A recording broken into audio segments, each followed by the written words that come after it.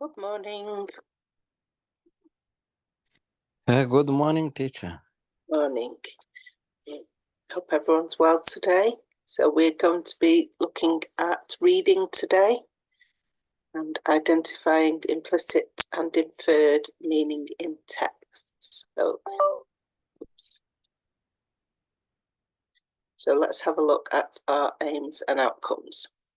By the end of this session, you must understand what facts are, understand what opinions are, and be able to define bias. You should be able to distinguish facts from opinions and recognise bias in a text. You could infer meaning in text and recognise euphemisms and irony. To start, what does this statement mean? His job was to pack toys into boxes. So what does that mean?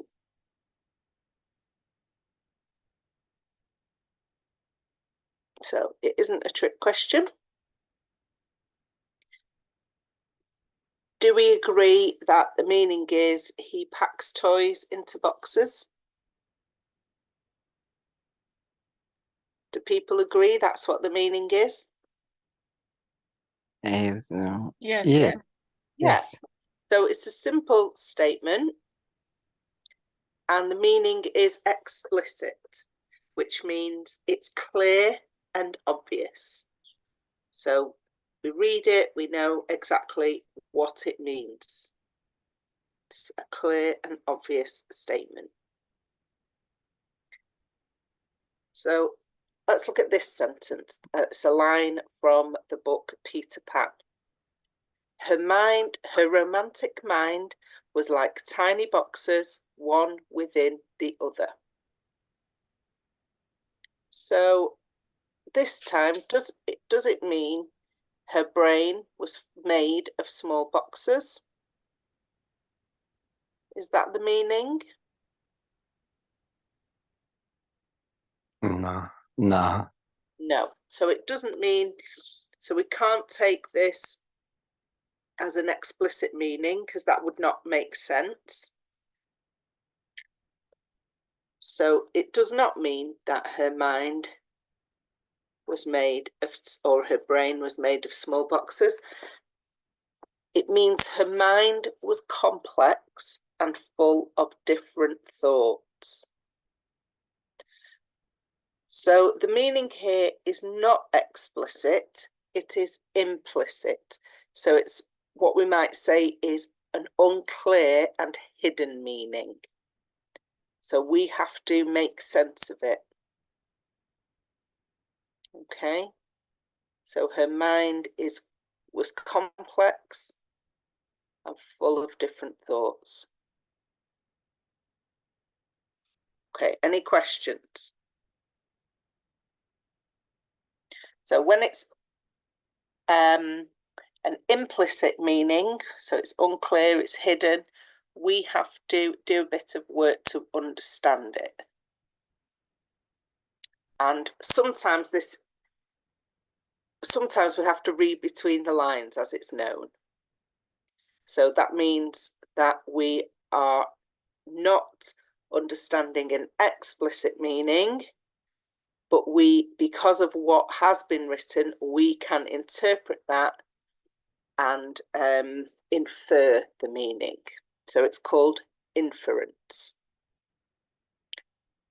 And it's important to distinguish between the reader inferring the meaning and the writer who implies the meaning. And it's important because when you do your assessment, you could be asked what is implied by the following quote. So what did the writer mean? Or what can you infer from this quote? So what's your understanding of the quote? But in both of those cases, the reader inferring or the writer implying, we're talking about inference, reading between the lines. And we're going to watch a video about that now.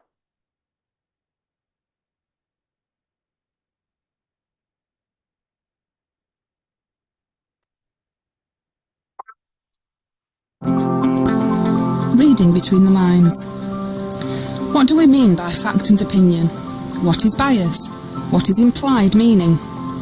At Level 2 in the Functional English Assessment, you will be expected to know what each of these are and show examples of these in a piece of text.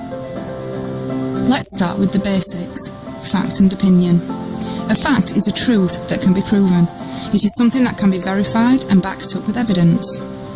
Bradley Wiggins was named Sports Personality of the Year in 2012. We can check that this is correct. It is a fact that can be verified. An opinion is based on a belief or a view, i.e. upon something other than fact. It is not based on evidence that can be verified. Business networking is great for developing business opportunities. How would you prove this statement? It seems to be a fair thing to say, but is actually based on what someone thinks rather than evidence. There may be statistics somewhere to suggest that if you network, then you create opportunities, but it's not something that can be specifically proven. When reading, either for pleasure or for work, it is important that you can read between the lines. By this, we mean that you need to read carefully and before accepting the information as the truth, decide whether it is an opinion or a fact. Which of these statements are facts and which are opinions? This cake is too fruity. This is a fruit cake. This cake is too fruity is an opinion based on the person's preference for a cake that is less fruity. This is a fruit cake is factual as the cake will contain fruit. Mallorca is a beautiful island. Mallorca is the largest Balearic island. Again, we see that one statement is an opinion and based on what the person thinks about Mallorca, while the other is a factual statement about the island of Mallorca. Spotting fact and opinion. Think to yourself, can I prove this? Look at the language. Sometimes the writer uses words that give you clues as to whether their statements are facts or opinions. Examples of words used to express facts are discovered, demonstrated, according to, confirm. Examples of words used to express opinion are claims, argues, a view, suspects. Bias is prejudice in favour of one thing, but is more extreme than opinion. People are strongly for or against something when they are demonstrating bias. It stems from what people think rather than what is fact. A good place to find bias is in newspaper articles or when you are listening to politicians. Biased writing shows a leaning towards one viewpoint. Implied meaning is also known as reading between the lines, or implicit meaning. This is where the meaning is hidden and not obvious to the reader. The reader has to work out what is really being said. Let's look at this extract from an internal office mail. Why do you think Gemma will be away? Is she on holiday, or poorly perhaps? Or is there something else going on here? Is there a problem with her work?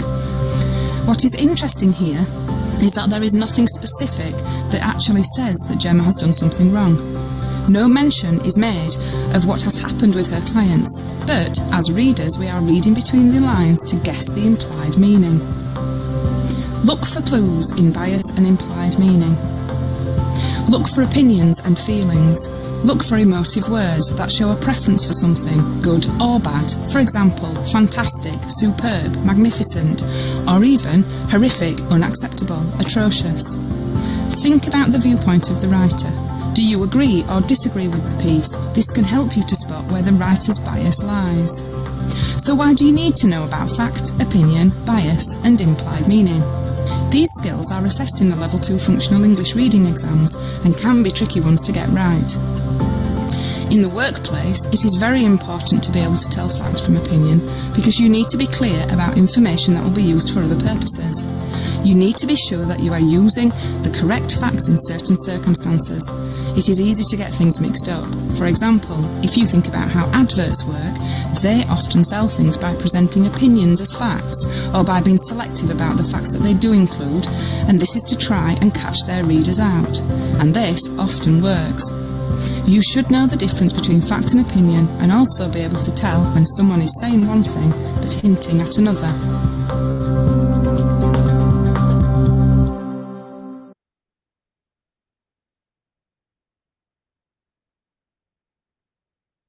Any questions about the information in the video? Okay, so using what we have heard in the video, we need to match the definitions. So if I read out the definition, can you tell me, is it a fact? Does it describe facts, opinions, bias, or implicit or implied meaning? So the definition, the first definition, what is implied or hinted at, not what is directly stated.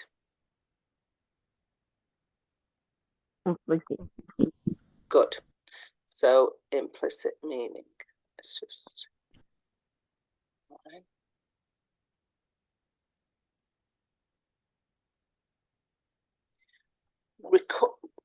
Records or things that can be proved to be true. So facts, good. An inclination to one opinion with a refusal to consider other. Bias. Yeah, well done. Oh.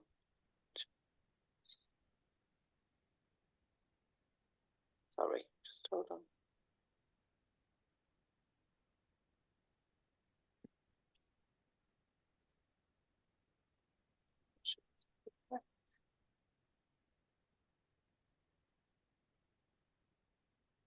Right, we won't do the lines because for some reason it's all gone a bit crazy.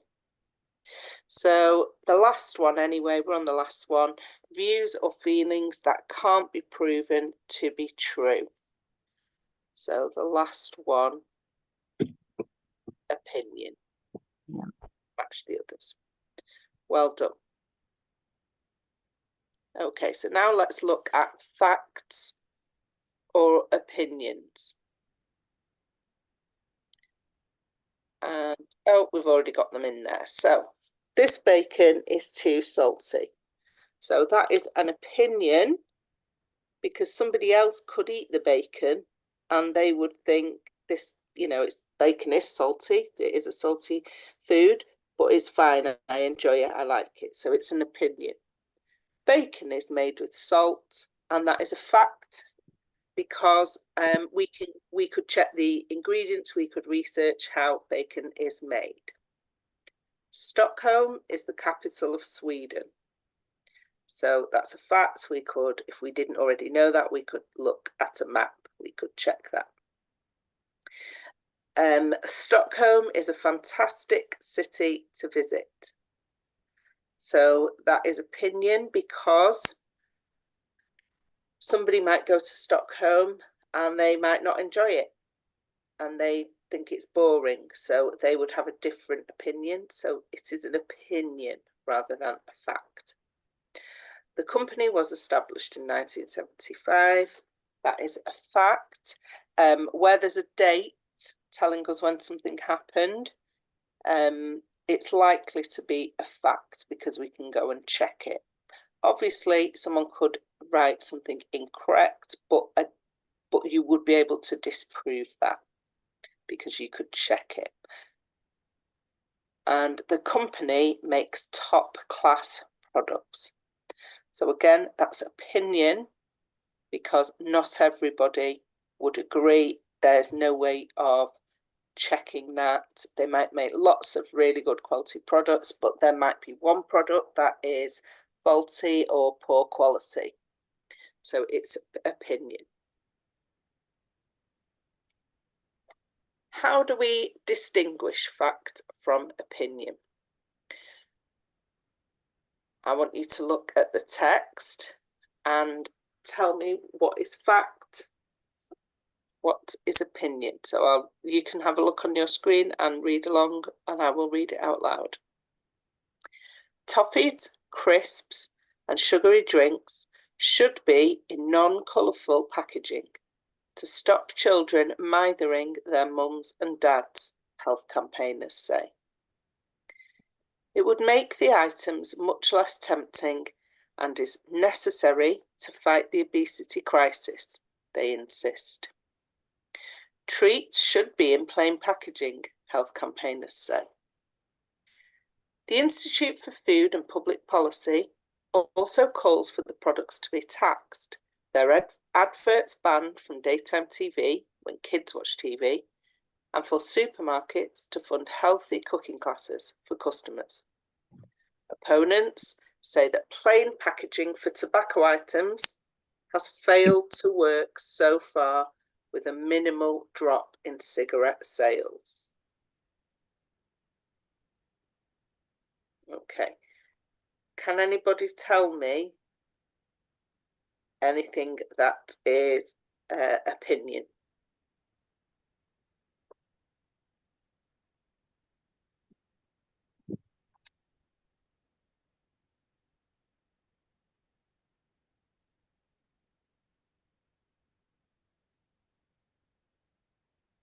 I can say the first line, the first sentence, the second one, and the third one are opinions. But the fourth, opponents say that plain packaging for tobacco item has failed to work so far with a minimal drop in cigarette sales. That can be a fact. So this is a fact, good. So here, this part here is a fact. We could go and check that. That plain packaging for tobacco has failed to work so far, with a minimal drop in cigarette sales. So we could go and check that. We could find out, has there been some research that shows that minimal drops? So a fact. Okay, so is there anything that shows us something is an opinion?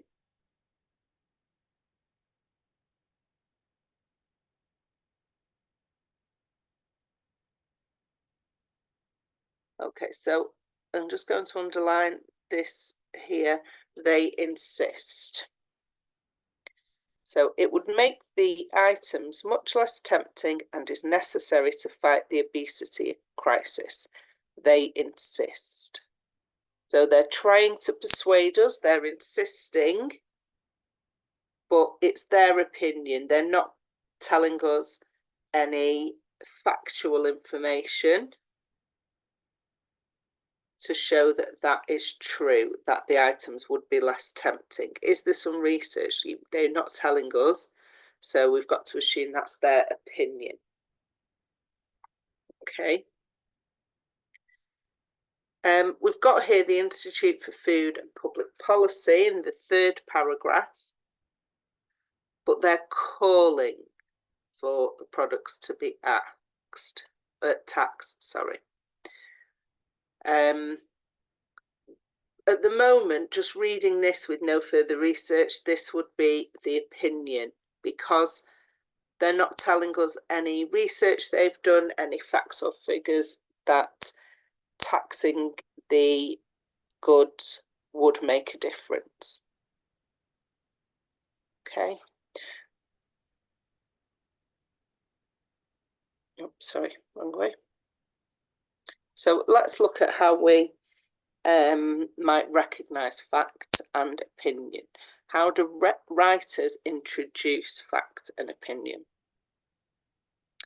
So to recognise facts, we should look for certainty in the statements. So GP referrals have increased by 11%. So there's a definite fact there. So not that GP referrals might increase or are likely to increase, which would be someone's opinion. They have done, they've proved it, and we could go away and check that figure. The verb to be is used. So Mercury is 29 million miles from the sun. So using forms of the verb to be, is, has, and so on, and especially accompanied by a numerical information. It's not something that might happen, it is happening, or it has happened already. Okay. research and references are quoted. So, the example, according to Harvard Science. So they are quoting somebody else's research on this matter. And events are listed from the past. So we know them to be true because we could go and check those dates. The minister resigned in April 2019. We could just go and check that. So it's a fact because the writer knows we can go and check that. So they're not going to write an incorrect date. They're not going to say 2022 because that would be untrue. We could check that. So facts, that's how to recognise facts. And what about opinion? So comments are preceded by think or believe. So straight away, we can see that it's someone's opinion. I think student loans are a good idea. I believe student loans are a good idea. There is uncertainty and speculation. Changing sweet packet design might help. So it's their opinion. They haven't checked if there's any research or done any research to prove this. It's just their opinion of what the outcome might be. Verbs are modified with should, would, could. So they should change the law. This would improve things. They could take this action. So again, indicating someone's opinion. However, it's not always this clear-cut, and there might be other devices that the writer uses to influence the reader. Any questions so far?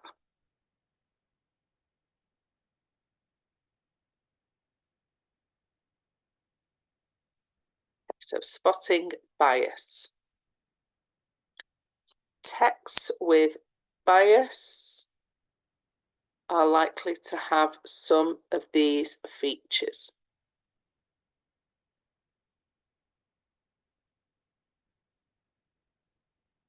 So a one-sided argument, so they don't consider the other side of the argument, other people's opinions. Emotive language, it's outrageous, it is fabulous, what a magnificent event, the law is despicable, and so on. So extreme and emotive language to try and persuade the reader of a particular way of thinking. A lack of evidence, so we don't see dates or statistics, data. It's purely based on what they think or anecdotal evidence. Exaggerated language. So these changes must happen immediately. So extreme exaggerated language. A selective use of statistics. So the bias would be shown by using statistics to prove their side of the argument, but not balancing that with the other side.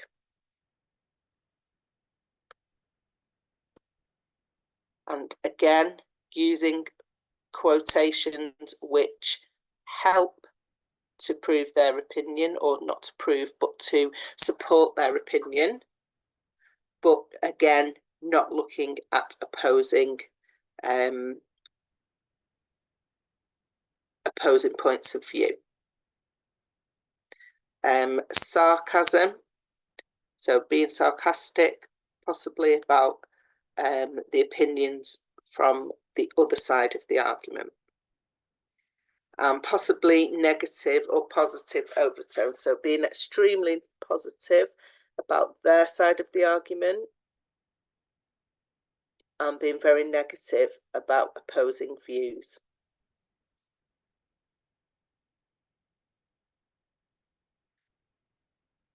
So these features in this list help us to spot bias. But in contrast, if it is a balanced text, there will be the views of a number of people from different sides of an argument. Any questions about bias?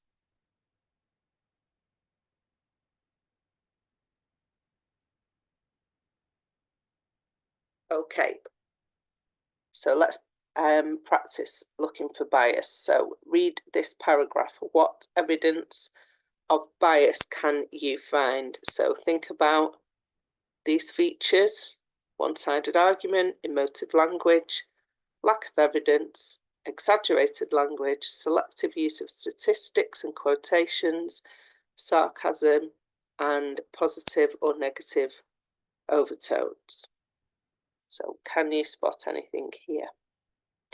Recently, I almost wiped out a small, fast-moving group of cyclists after they had swept down Ormond Road and across my path to exit towards the bridge.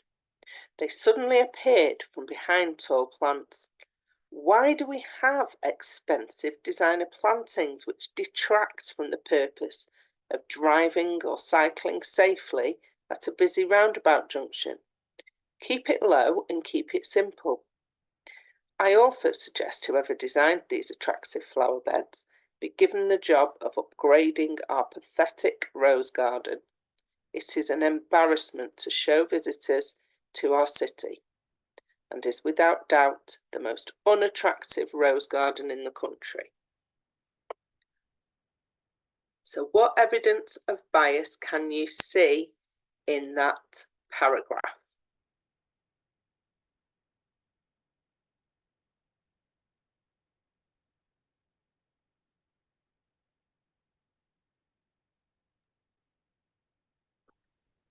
Recently, almost wiped out. Yeah. That's exaggeration. Yeah, so we've got exaggeration there. I almost wiped out. So he didn't really wipe them out, and that's shown with the quotation marks as well. But yes, so good. Anything else anyone can spot?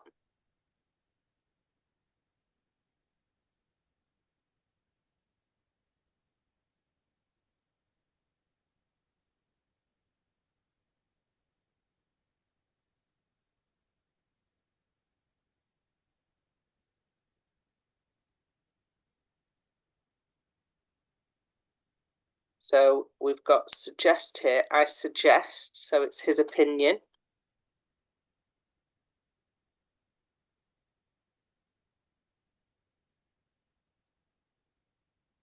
Let's have a look. So the entire text is one-sided. So he's complaining about the expensive designer plantings. He doesn't tell us why they might be there, or the opinion of people who might like and appreciate those plantings. So he's only giving us his thoughts and his opinion, so it's one-sided. There's no evidence given, so let me find it. So they detract from the purpose of driving and cycling safely. Where's his evidence? Have accidents increased at the roundabout since these planters were there? There's no evidence of that, so it's his opinion. It's biased. And exaggeration. So can anyone spot the words that show us the exaggeration?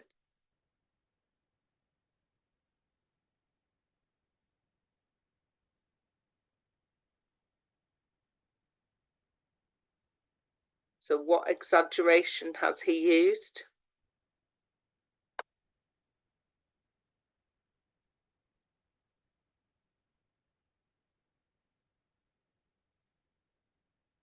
So it is an embarrassment to show visitors to our city and is without doubt the most unattractive rose garden in the country. So where's the exaggeration in that sentence?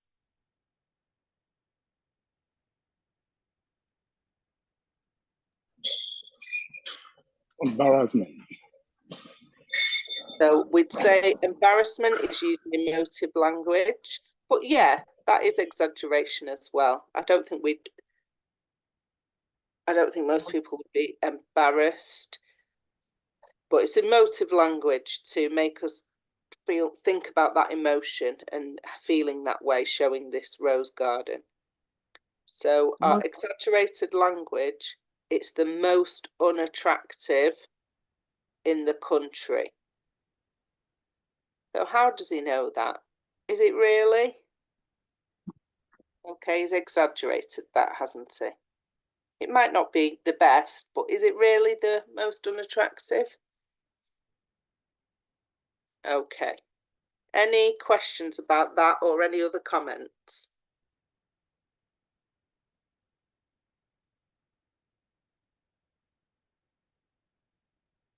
Okay, so we've got another video to watch. Right, so just bear with me. Just need to open it.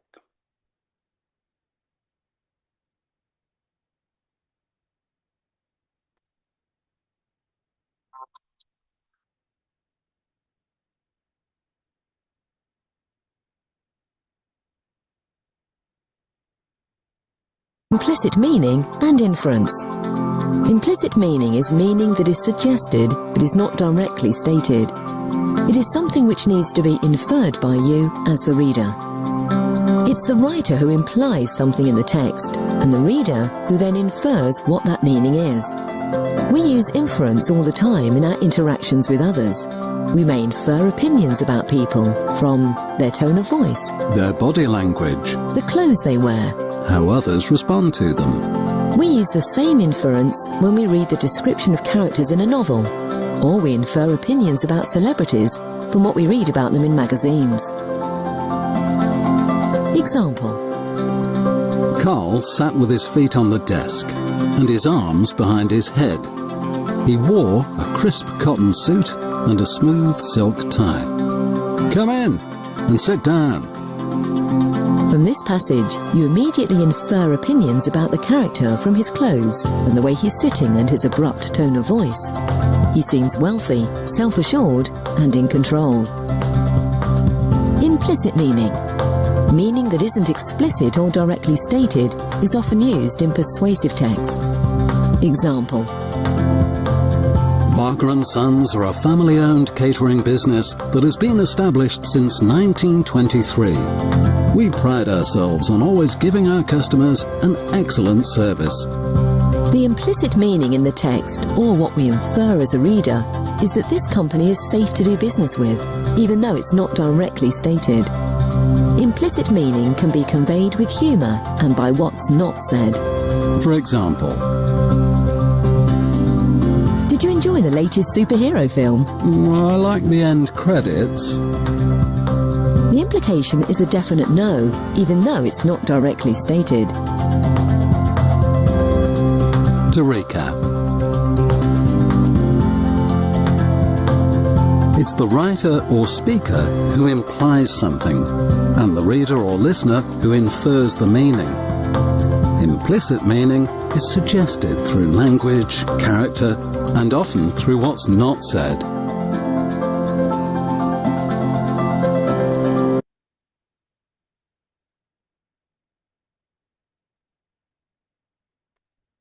Any questions about the video?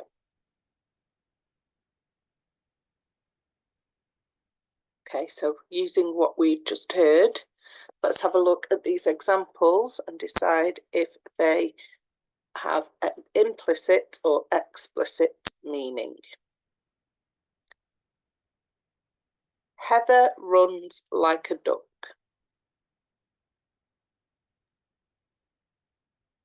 Implicit. Pardon? Implicit. Implicit, good. because we've got to do a bit of work there. We need to imagine how she's running. So it doesn't say Heather waddles when she runs like a duck, which would describe exactly how she's moving. It says she runs like a duck, so we've got to do a bit of work and think, how is she running like a duck? So she's waddling when she runs. Good. Heather ran in a 5K race. Explicit meaning. Yeah, it's explicit. It's a fact. We could go and check how long the race was. The temperature won't be above 6 degrees today. Explicit. Yes, explicit. So it's telling us a fact in terms of the weather forecast, obviously. It's not an exact science. You'll need a hat and coat today. Implicit. So, yeah, that's implicit, because what's implied by saying you'll need a hat and coat today? Going to be cold. Yeah, because it's cold outside.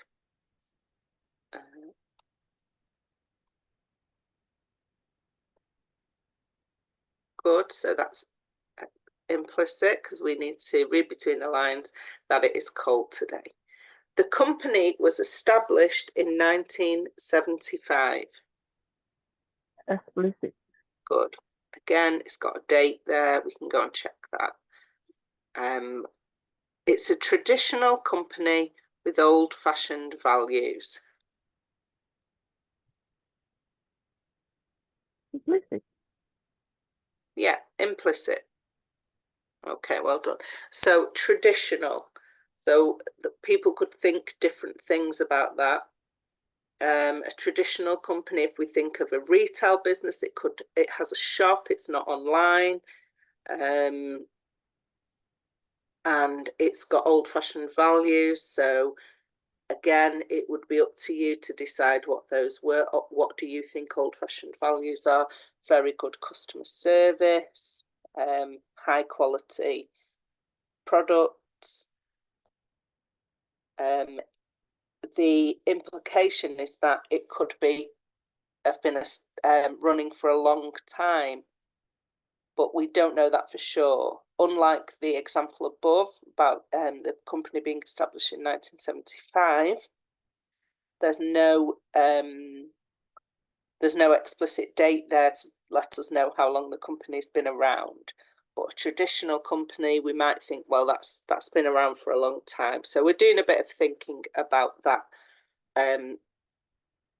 that sentence there.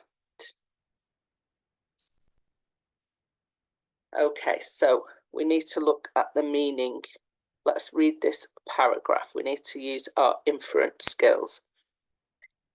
At a recent invitation-only lunch, Minister Emma Jones was hijacked by members of the West Coast group, who made their opposition to the rail line very clear. The government may have changed, but the ministers are still listening to the men in suits and ignoring the public who are who are concerned about the safety, social and environmental consequences. So what do you think can be inferred by the terms invitation-only lunch, hijacked by members of the West Coast group, listening to the men in suits? Listening to me.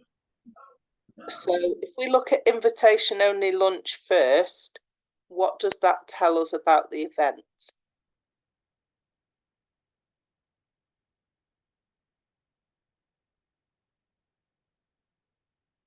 So invitation-only lunch, what do we think about this event? What does it tell us? Or what does it infer about the event?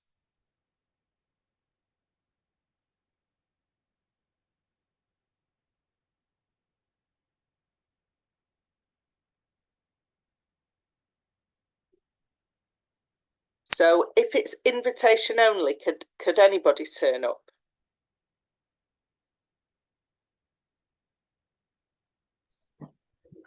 No. No. So it's an exclusive group of people that have been chosen by the organisers to be there. Okay.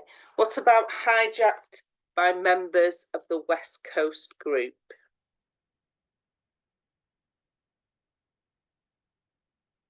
So what actions do you think they have taken at this meeting?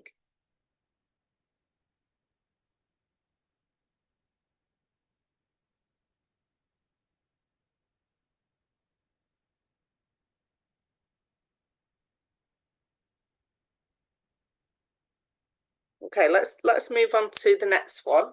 Listening to the men in suits, and that's in inverted commas, men in suits. Who are they listening to? What group of people? Maybe we say the lawmakers and not the general public who are always using the rail. So who wants to know the solution to the problems they were facing? It wasn't listening.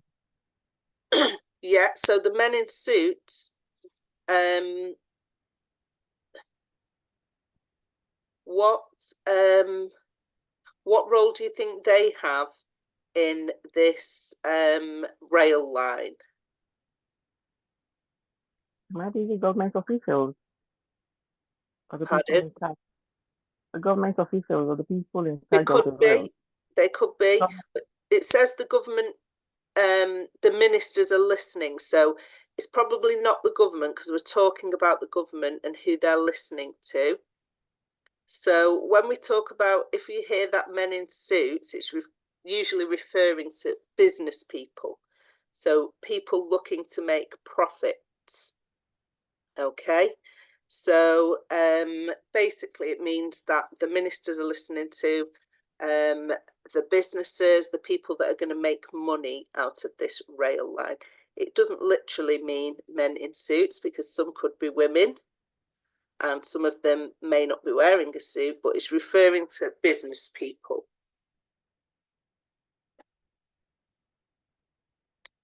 Okay, so let's have a look.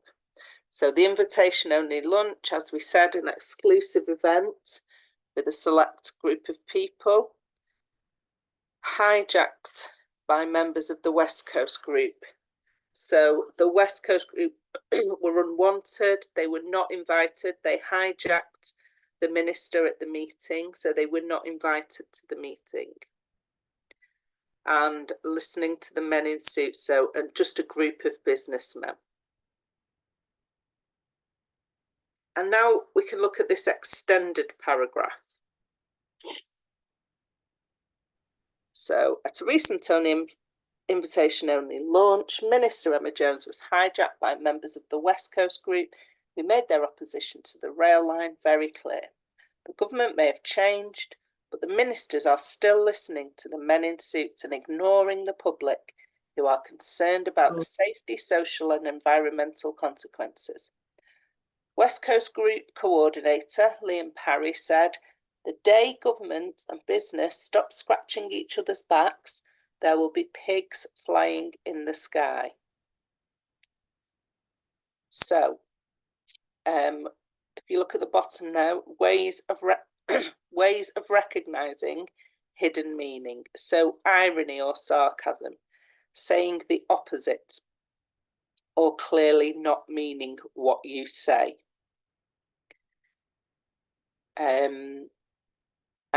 The euphemisms that are used here. So euphemisms are substitute words. So for instance, you could say a gas guzzler instead of a car. And they're sometimes in speech marks. So men in suits, as we said, meaning business people, anonymous business people or business people. And we've got some examples there. They stop scratching each other's backs. So it doesn't literally mean they're sat there scratching each other's backs, but they're helping each other out. If you do this for me, I'll do this for you. And there'll be pigs flying in the sky. We all heard that phrase before. What does that mean? There'll be pigs flying in the sky.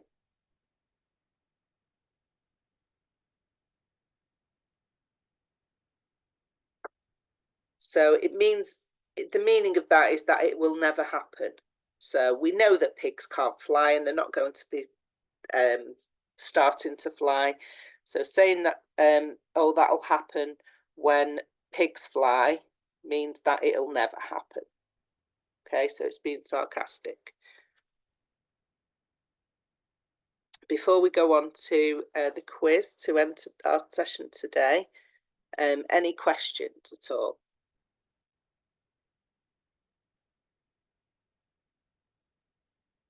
Okay, so what is a fact? The way someone feels, a statistic, non-fiction, something that can be proven to be true. D. Did you say D? Yes, please. Yeah, sorry, I couldn't hear that. Yep, D, something that can be proven to be true. So often including a date or a numerical information. What is an opinion? Feelings or views that can't be proved to be true. Emotive language. Views that can be proved to be true, or evidence given in court. NCFE.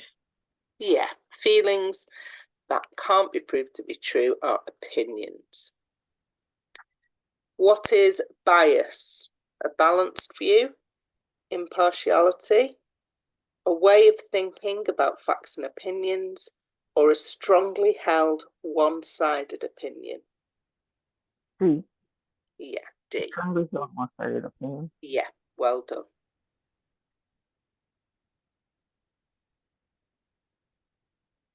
What is another term for using inference? Reading someone like a book, reaching a conclusion, reading between the lines, or putting two and two together. D. Reading Yes. between the lines. D. Reading between the lines. Okay, well done. We've finished for today.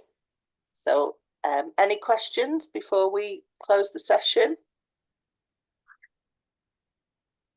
Okay, so have a good day, everyone, and I will see you tomorrow for our writing session. Thank Thanks, you. everybody. Thank you. Thank you. Bye, bye, teacher. Bye. Bye.